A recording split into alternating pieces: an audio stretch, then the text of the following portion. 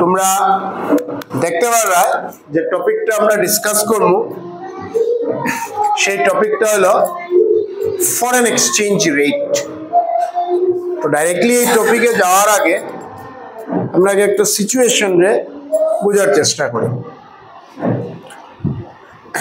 First হলো আমরা যে ম্যাক্রো ইকোনমিক শুরু করলাম, একদম ফার্স্ট চ্যাপ্টার এগ্রিগেট ডিমান্ড, যেখানে আমরা তার কম্পোনেন্টস লিখছিলাম, চারটা component লিখছিলাম। That is private consumption expenditure, or basically let me say like this, that AD equals to C plus I plus G plus X minus M, that is net export. আমরা এখন focus হলো এই জায়গাটা, net export মানে হলো that is export R import or export minus import।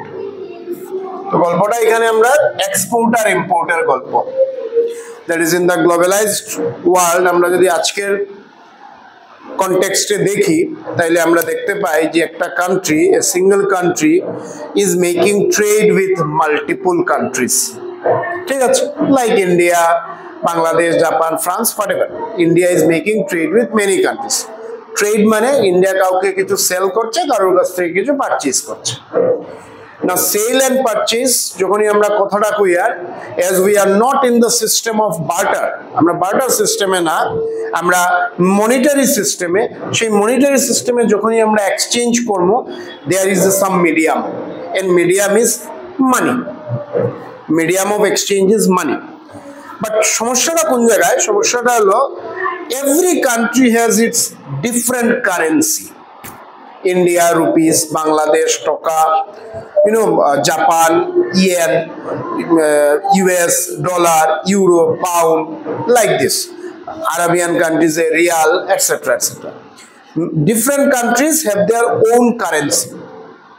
Now আমরা যখনই কোনো কিছু ট্রেড করব, আমার কাছে যে ওই কান্ট্রির কারেন্সি থাকবো, এটা নাও থাকতে পারে, লেট আস অ্যাজিউম থাকতে পারে, নাও থাকতে পারে, and most of the case না থাকারই চান্স বেশি, কারণ এতটা কান্ট্রি এবং একটা কান্ট্রিতে আরেকটা কান্ট্রিতে যে সব কান্ট্রির কারেন্সি রিজার্ভ থাকবে প্র্যাকটিক্যালি পসিবল না। তার মানে যদি সব কান্ট্রির কারেন্সি রিজার্ভ থাকে না, তাহলে কি হইব? There must be a common currency, ঠিক আছে, যেটা দিয়ে ট্রেড হবে। India will sell something, India will purchase something from outside, there would be a common currency, and right now the common currency is US dollar। এই common কারেন্সিটা কি? US dollar. তো আমরা চ্যাপ্টারটারে বোঝার চেষ্টা করব এই US ডলারেরই রেফারেন্সে, বাট এরকম কিছু না, অন্য কারেন্সি তো বোঝা যায়, but just for our understanding US ডলারে আমরা বোঝার চেষ্টা করব, ঠিক আছে। So let us start like this. ব্যাপারটা কোত্থেকে দাঁড়ার? ব্যাপারটা দাঁড়ার যে একটা কান্ট্রি অনেকগুলা কান্ট্রির সাথে ট্রেড করে, ট্রেড করতে একটা মিডিয়াম দরকার। সেই মিডিয়ামটা কিটা? মিডিয়াম হলো US dollar. Fine. Now let us take an example. Suppose India আর বাংলাদেশ, ঠিক আছে। না মনে করো ইন্ডিয়া বাংলাদেশটা কিয়া কিছু কিনের, কি কিনের? মনে করো ইন্ডিয়া বাংলাদেশ থেকে একটা শাড়ি কিনের, ঠিক আছে। That is Bangladesh is exporting sari to India, or India is importing sari from Bangladesh. Now বাংলাদেশে তো শাড়ির এগেইনস্টে পেমেন্ট করতে লাগবো, তো পেমেন্ট করতে লাগবো। বাংলাদেশে কইবো যে আমি তো রুপিস, তোমার রুপিস নিয়ে আমার লাভ নাই, তোমার রুপিস আমার কান্ট্রির কারেন্সিতে, আমার কান্ট্রিতে চলতো না, তো আমার এই অন্য কারেন্সি দাও। তখন ইন্ডিয়া কইবো আমার কাছে তো বাংলাদেশের কারেন্সি নাই, ফর এক্সাম্পল টাকা। তাইলে ডিলটা কিভাবে সেটেল হলো? ডিলটা সেটেল হলো একটা এগ্রিমেন্টে। এগ্রিমেন্টটা কি? যে US dollar is the dominating or universal currency. তো বাংলাদেশ কইলো যে আমারে তুমি US ডলার দিয়া দাও, that would be fine, okay। now suppose সেই শাড়িটার দাম just for example is $2 or $2 dollar।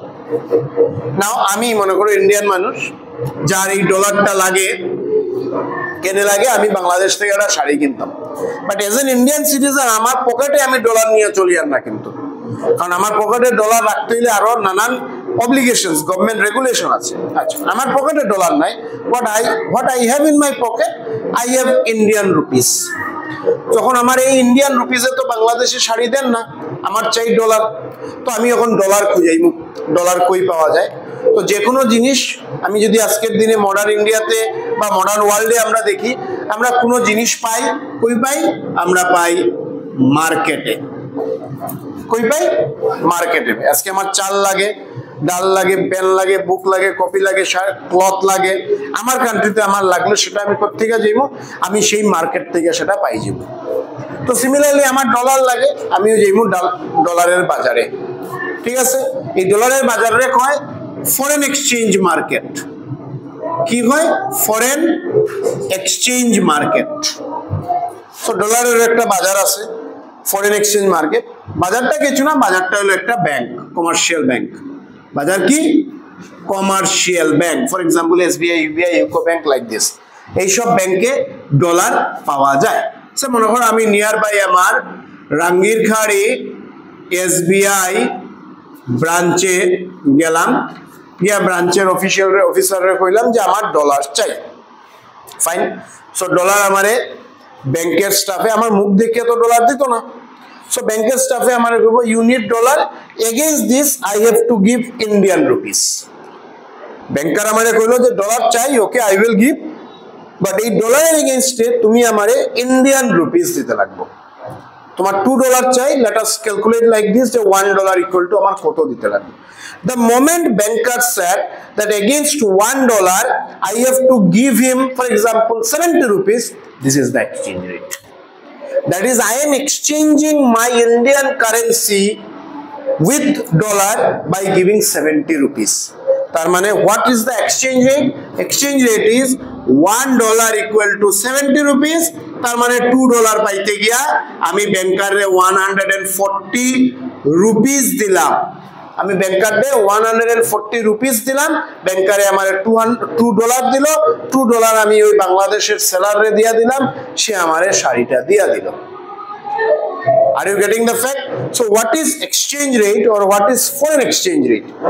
Exchange rate or foreign exchange rate is the rate at which currency of one country is exchanged with the other.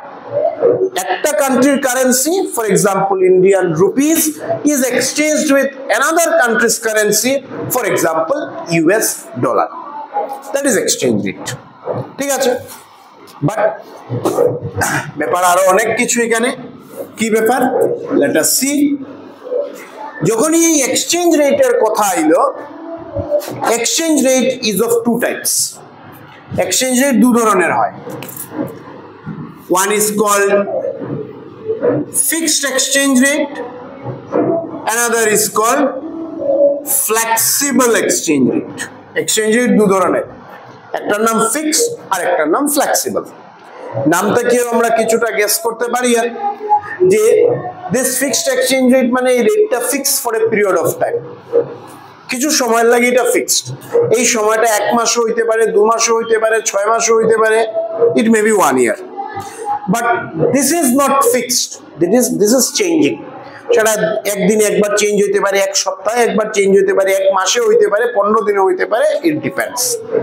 Now, this fixed exchange rate has another name, is called pegged exchange rate. কি নাম? Pegged exchange rate. আর এই flexible exchange rate এর আরেকটা নাম হয়, সেটার নাম হলো floating exchange rate. কি নাম? Floating exchange rate. Okay. তো ফিক্সড এক্সচেঞ্জ রেট কি বলছে? এই রেটটা ফিক্স, চেঞ্জ হয় না, মানে আই মিন অফেন চেঞ্জ হয় না। ঠিক আছে, কিছু সময় পরে পরে চেঞ্জ হয়, অফেন হয় না। আচ্ছা, এই রেটটা কে ফিক্স করছে? কেউ তো ফিক্স করছে, এইভাবে তো হয়েছে না। somebody has fixed it. এই somebodyটা কে? এই somebodyটা আইদার গভর্নমেন্ট বা সেন্ট্রাল ব্যাংক। একটা কান্ট্রির গভর্নমেন্টে বা সেন্ট্রাল ব্যাংকে এক্সচেঞ্জ রেটটারে ফিক্স করিয়া রাখছে। সে কইতেছে $1 equal to 80 Indian rupees, and this is fixed exchange rate. Government বা RBI, in our context RBI বলছে যে $1 equal to 80, it is a fixed for a period of time. Fine. Now এই যে 80 rupees গভর্নমেন্টে বা RBI এ fix করছে, সেটা কিভাবে fix করছে? সেটার একটা মেকানিজম আছে। হঠাৎ গভর্নমেন্ট আইয়া কইলো আজকে $1 equal to 90 rupees, হঠাৎ আইয়া কইলো আজকে $1 equal to 40 rupees. No, there is a mechanism behind this. There are some circumstance, গভর্নমেন্টে কিছু সার্কামস্টেন্স বা ওভারঅল একটা কান্ট্রির ইকোনমিক সিচুয়েশনটারে অ্যানালাইজ করিয়া গভর্নমেন্টে এই এক্সচেঞ্জ রেটটারে ঠিক করে। নাও অ্যানালাইজ করতে গিয়ে তার কাছে প্যারামিটার কি কি সিচুয়েশন বা সার্কামস্টেন্স সে দেখতে পারে, অনেক কিছু সে দেখতে পারে। একটা কান্ট্রির ইনফ্লেশন কি আছে, so inflation is one of the tool to determine the fixed exchange rate. সে দেখতে পারে একটা কান্ট্রিতে গোল্ডের রিজার্ভ কতটা আছে, gold reserve is another tool to determine the fixed exchange rate. সে দেখতে পারে যে একটা কান্ট্রির ব্যালেন্স অফ পেমেন্টের সিচুয়েশন কি আছে। Balance of payment, আমরা দেখি balance of payment is another term used in export and import. Fine. So balance of payment এর situation দিয়া, or in a simple word একটা কান্ট্রির ওভারঅল ইকোনমিক কন্ডিশনের উপরে that rate is fixed. That is based on some economic circumstance. একটা কান্ট্রির inflation, কান্ট্রির foreign exchange reserves, কান্ট্রির ডলার গোল্ডের রিজার্ভস এন্ড এটসেট্রা গভর্নমেন্টে এই এক্সচেঞ্জ রেটটারে ফিক্স করিয়া রাখে, and it is fixed for a period of time. Fine. But আমরা যখন ফ্লেক্সিবল এক্সচেঞ্জ রেটে আসি বা ফ্লোটিং এক্সচেঞ্জ রেটে আসি, যেটা ফিক্স না, যেটা কিপস অন চেঞ্জিং, চেঞ্জ হইতে থাকে, সেই চেঞ্জটা আজকে একটা কালকে আরেকটা হইতে পারে, সেটা আজকে একটা এক সপ্তাহ পরে চেঞ্জ হতে পারে, সেটা 1 month পরে চেঞ্জ হতে পারে। Again it depends on the situation. Now the question is change কে করে? সেটা চেঞ্জ করে market forces of demand and supply of foreign currency, for example US dollar. The way একটা ওপেন মার্কেটে একটা জিনিসের দাম ঠিক হয়, the same way ওপেন মার্কেটে, this is not an open market, this is a closed market. আমরা আরেকটু বুঝার লাগে একটা এক্সাম্পল নেই। সে মনে করো ফেয়ার প্রাইস শো, আমরা পাইছি মাইক্রো ইকোনমিক্সে fair price show, that is ration show, যেখানে রাইস ফর এক্সাম্পল আজকের দিনে রাইস, ডাল, সুগার, সল্ট, তার একটা দাম আছে, that price is a fixed. K fix করে দিছে? গভর্নমেন্টে ফিক্স করে দিছে। গভর্নমেন্টে ফিক্স করে দিয়া কি কইছে যে রেশন শপ ডিলার আছে, তারা বলছে যে তুমি ওই দামের উপরে বিক্রি করতে পারতা না বা ওই দামের নিচেও বিক্রি করতে পারতা না। That price is a fixed and it is being done by the government for a period of time. But same rice, same salt, sugar and other things is available in the open market. Open মার্কেটে গভর্নমেন্টের কোনো regulation নাই। সেই open মার্কেটে ওই rice, sugar বা salt বা ডাল, সেটার প্রাইস কে ঠিক করে? রাইস, সুগার, ডালের ডিমান্ড আর সাপ্লাইয়ের ইন্টারেকশনে। That is, if the demand of rice in the open market is more than its supply, price will rise. Similarly, if demand for US dollar in the market is more than supply, then the exchange rate will rise. On the other hand, ঠিক যেভাবে মার্কেটে যদি open মার্কেটে যদি দেখা যায় যে rice, dal and সুগারের ডিমান্ড কম than supply, price will fall, that is equilibrium, price will fall. Same way এখানেও যদি দেখা যায় যে ওপেন মার্কেটের demand for dollar is less than its supply, demand কম, সাপ্লাই আছে dollar, that is there is an availability of dollar in banks, commercial banks, there is an availability of dollar, but people are not purchasing dollar, then the exchange rate will fall. That is, এইখানে government mechanism কাজ করছে, government ঠিক করে দিচ্ছে, but এইখানটায় কি হয়? এইখানে মার্কেট ফোর্সেস ঠিক করে ডলারের এক্সচেঞ্জ রেট কি হবে। Am I clear? Now,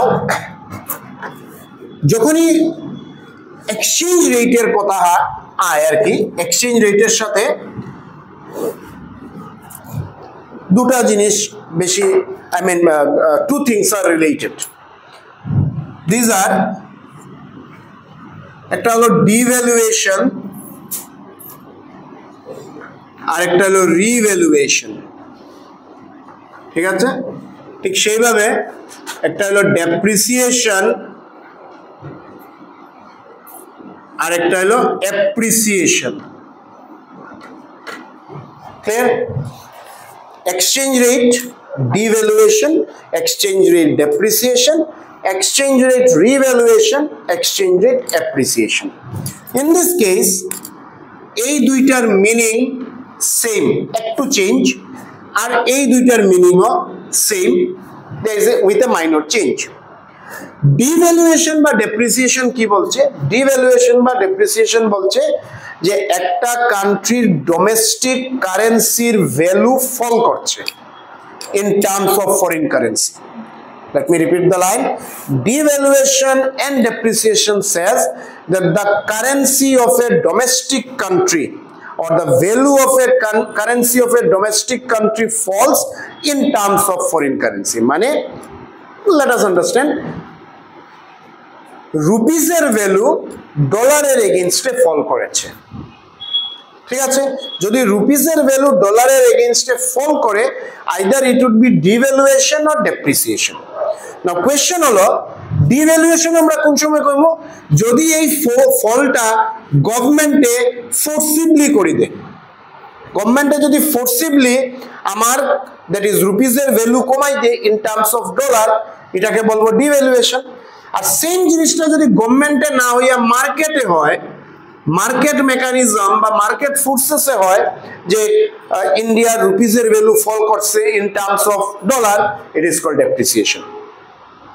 মানে মনে করো $1 আগে ছিল 80 rupees, now $1 equal to 90 rupees. তার মানে কি, তা আমার কান্ট্রির কারেন্সির ভ্যালু কমছে, বিকজ যে ডলারটা আমি আগে 80 রুপিস দিয়া পাইতাম, সেম ডলার আমি এখন 90 রুপিস দিয়া, বেশি টাকা দিতে লাগে, বেশি ইন্ডিয়ান রুপিস আমার পে করতে লাগে to get the same dollar. মানে আমার কান্ট্রির কারেন্সি দ্যাট ইজ রুপিস এর ভ্যালু কমছে, বেশি রুপিস দিয়ার সেম ডলার পাইয়ার। যদি এই কাজটা গভর্নমেন্টে করি না, কিরকম No, আরে গভর্নমেন্টে কিরকম করে না, that the answer I said at the very beginning. Government determines this exchange rate by looking at some condition. That may be inflation, you know, that may be recession, depression. I mean economic, একটা countryর overall economic situation এ সেটা ঠিক করবে। Now, সেটা যদি মার্কেটে করে, that is called depreciation. On the other hand, if say $1 equal to 80 rupees and now $1 equal to 70 rupees, that is by giving the less Indian rupees I am getting same dollar. তার মানে আমার কান্ট্রির কারেন্সির value বাড়ছে, এবং সেটা যদি গভর্নমেন্টে করে তাহলে এটা রিভ্যালুয়েশন, আর সেটা যদি মার্কেটে করে তাহলে সেটা অ্যাপ্রিসিয়েশন। বুঝাইতে পারলাম কি জিনিস? সো ডিভ্যালুয়েশন আর ডেপ্রিসিয়েশন কি বলছে? আমরা এখানে অফেন কনফিউজড হয়ে যাই যে $1 equal to 50, now $1 equal to 60, তাহলে এটা ভ্যালু কমলো কি করিয়া? ভ্যালু কমলো because my currency becomes weaker, আমি বেশি টাকা দিতে লাগছে সেম কারেন্সি, সেম ডলার পাইতে গিয়া। But by giving less Indian rupees if I get the same dollar, that means আমার কান্ট্রির কারেন্সিটা স্ট্রং হইল, that is called appreciation or revaluation. Now আবার আমরা ওই মার্কেটের কনসেপ্টে একটু যাইমু, দ্যাট ইজ ইম্পর্টেন্ট। মার্কেটের কনসেপ্টে কি রে? এই যে আমরা কইলাম ফরেন এক্সচেঞ্জ মার্কেট কি হয়, এখানে ফরেন কারেন্সিস কেনা বেচা হয়, dollar, pound, euro, for example dollar কিনতে পারবে, ডলার বেচা হয় এখানে, ঠিক আছে? না, এই ফরেন এক্সচেঞ্জ মার্কেটটা আবার দু ধরনের হয়। ফরেন এক্সচেঞ্জ মার্কেট কি হয়? দু ধরনের হয়। একটাকে বলে স্পট মার্কেট, কি বলে? Spot market. আর আরেকটাকে বলে ফরওয়ার্ড মার্কেট, কি বলে? Forward market. Spot market is related to flexible exchange rate, যেখানে অন দ্য স্পট ট্রানজেকশন হয়। আজকে আমার ডলার লাগে, আমি আজকে ব্যাংকে গেছি এবং এখনই ডলারটা নিয়ে আনিছি, বাট আমি স্পটে না, আমি ফরওয়ার্ডে এক্সচেঞ্জ করলাম। তার মানে স্পট মার্কেটে না গিয়ে আমি ফরওয়ার্ড মার্কেটে গেলাম, তার মানে আমার ডলারটা আজকে লাগেন না, আমার লাগেন maybe after 15 days or maybe after 1 month or maybe after 6 months, but আমি আজকে এগ্রিমেন্ট করে নিলাম ব্যাংকের লগে যে আজকের ডেটে, please let me repeat the line, আজকের ডেটে যা এক্সচেঞ্জ রেট আছে সেটার সাথে আমি এগ্রিমেন্ট করলাম, but I will purchase the dollar after 2 months। and that is related to fixed exchange rate. So say $1 equal to say 90 rupees under fixed exchange rate, আর আমি forward মার্কেটে ট্রানজাকশন করলাম, তার মানে আমি আজকেই ব্যাংকের সাথে এগ্রিমেন্ট করে নিলাম যে 90 রুপিসে $1 90 রুপিসে আমি কিনবো, বাট আজকে কিন্তু আমরা কিনবো 6 মাস পরে। না 6 মাস পরে যদি ফিক্সড এক্সচেঞ্জ রেট 100 রুপিস হয় তখনও আমার 90 কনসিডার হইব, 6 মাস পরে যদি সেটা 60 রুপিস হয় তখনও 90 কনসিডার হইব। So that is fixed exchange, I mean foreign exchange market is of two types. One is called spot, another is called forward. Spot market is immediate transaction and that is related to flexible exchange rate. But forward market is not immediate transaction, future date transaction, and that is related to fixed exchange rate. Sir.